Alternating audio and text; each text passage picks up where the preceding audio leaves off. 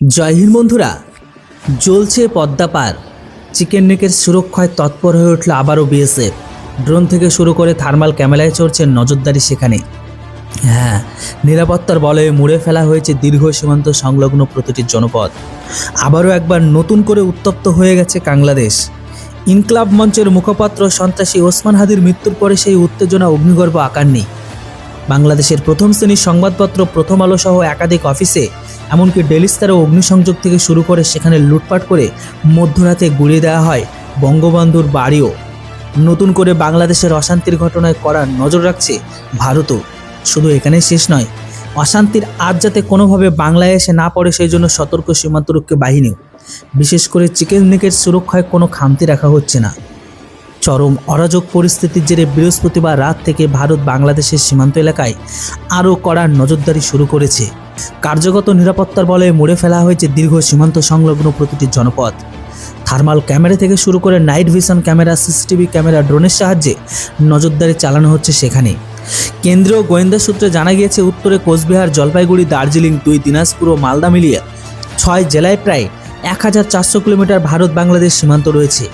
আর এর মধ্যে 195 কিলোমিটার সীমান্তে নদী, জমির সমস্যার জন্য কাঁটাতারের বেড়া নেই। আবার নদীর পারে কাঁটাতারে ফেলা থাকলেও তাতেও নিরাপত্তা পুরোপুরি সুনিশ্চিত হয়নি। ওই এলাকায় সীমান্তরক্ষী বাহিনী অর্থাৎ বিএসএফ টহল বাড়ানো হয়েছে।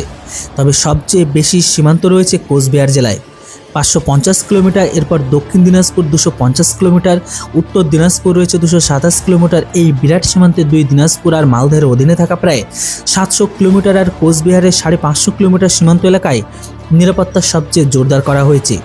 ইতিমধ্যে 22 কিলোমিটার প্রশস্ত চিকেন নেক্স নামে পরিচিত শিলিগুড়ি করিডোরের রক্ষায় বাংলাদেশের সীমান্তের পাশে অসমের ধুবড়ি সংলগ্ন বামুনি আর বিহারের কিশনগঞ্জ আর উত্তর দিনাজপুরের চোপড়া এলাকায় গড়ে ওঠা 3টি সামরিক ঘাঁটিকে সতর্ক করা হয়েছে।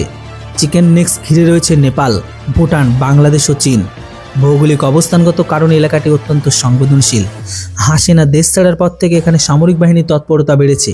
আর ওই এলাকায় নিরাপত্তার দায়িত্বে রয়েছে ভারতীয় সেনা ত্রিশক্তি কর্পস। বৃহস্পতিবার রাত থেকে ওই ইউনিটের তৎপরতা বেড়ে গেছে। অবশ্য আগে থেকে হাসিমারা বায়ুসেনা ঘাঁটিতে মোতায়েন রাখা হয়েছে রাফাল যুদ্ধবিমান, বিভিন্ন মিগ ভ্যারিয়েন্ট ও ব্রহ্মোস মিসাইল। গোয়েন্দা সূত্রে জানা গিয়েছে, যে কোনো পরিস্থিতির মোকাবেলায় সেখানে বিশেষ সতর্কতা জারি করা আছে। বাংলাদেশে অবস্থানরত ভারতীয় নাগরিক ও কূটনৈতিক প্রতিষ্ঠানের ওপর বড়সড় জঙ্গি হামলার ছক কষেছে পাকিস্তানের গুপ্তচর সংস্থা আইএসআই। তবে সূত্র অনুযায়ী বছর শেষের আগে নাকি বাংলাদেশে ভারতীয় হাইকমিশনার দপ্তর, ভিসা দপ্তরে আত্মঘাতী হামলার ছক আইএসআইয়ের।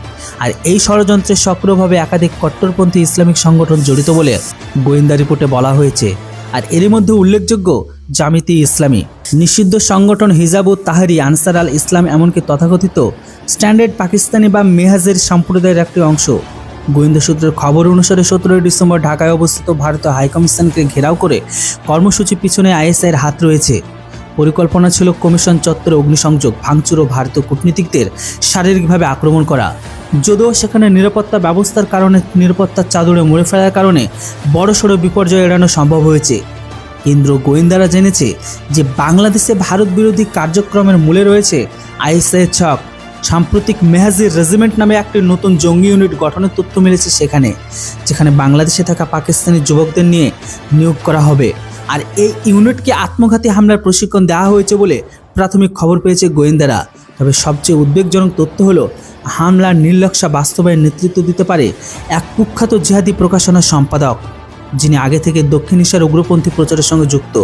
তার মাধ্যমে অনলাইন ও অফলাইন 2 মাধ্যমে উস্কানি ছড়ানো হচ্ছে বলে গোয়েন্দা রিপোর্টে উল্লেখ করা হয়েছে।